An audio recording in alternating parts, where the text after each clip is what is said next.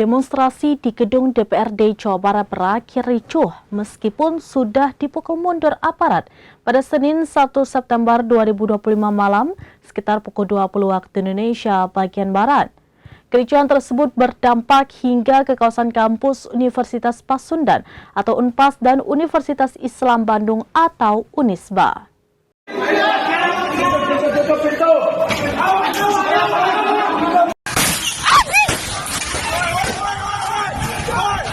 Demonstrasi di gedung DPRD Jawa Barat berakhir ricuh meskipun sudah dipukul mundur aparat pada Senin 1 September 2025 malam sekitar pukul 20 waktu Indonesia bagian Barat.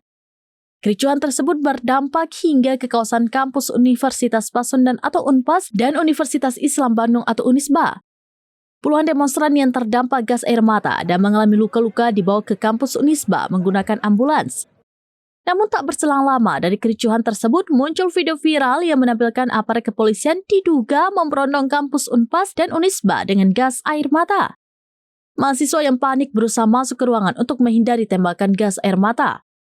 Tidak sedikit dari mereka yang berteriak meminta agar para polisi menghentikan hujan tembakan lantaran lokasi tersebut adalah area kampus. Berdasarkan video yang dibagikan akun @bareng warga di media X menuliskan caption atas tuduhan anti-Kamtibmas kampus Unisba dan UNPAS diserang. Sementara itu rekaman CCTV lain menunjukkan adanya penyisiran aparat berseragam lengkap di kawasan Taman Sari. Sejumlah personel TNI mengamankan area menggunakan kendaraan taktis yang beroperasi di sekitaran kampus. Aksi itu sontak memicu kekhawatiran mahasiswa dan publik lantaran wilayah kampus seharusnya dijaga netralitasnya. Adapun ditemukan sebanyak 48 proyektil peluru gas air mata yang berserakan akibat serangan tersebut. Menurut keterangan Kanit Keamanan Kampus UNPAS, Rosid, aksi penembakan gas air mata oleh aparat terjadi sekitar pukul 23.30 waktu Indonesia bagian Barat. Sebanyak 12 mahasiswa dilaporkan pingsan dan kemudian langsung dievakuasi ke dalam gedung kampus. Rosid mengaku bahwa aparat keamanan datang dari arah Jalan Wastu Kencana dan Taman Sari. Menurutnya, aparat tidak masuk ke dalam kampus, tetapi hanya membubarkan massa yang ada di area luar.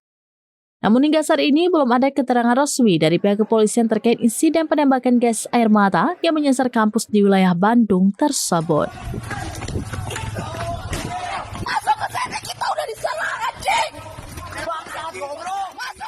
Demikian informasi terkini Syedar Alun. Saksikan terus beragam informasi lainnya. Coba like dan share seluruh akun serambinews.com.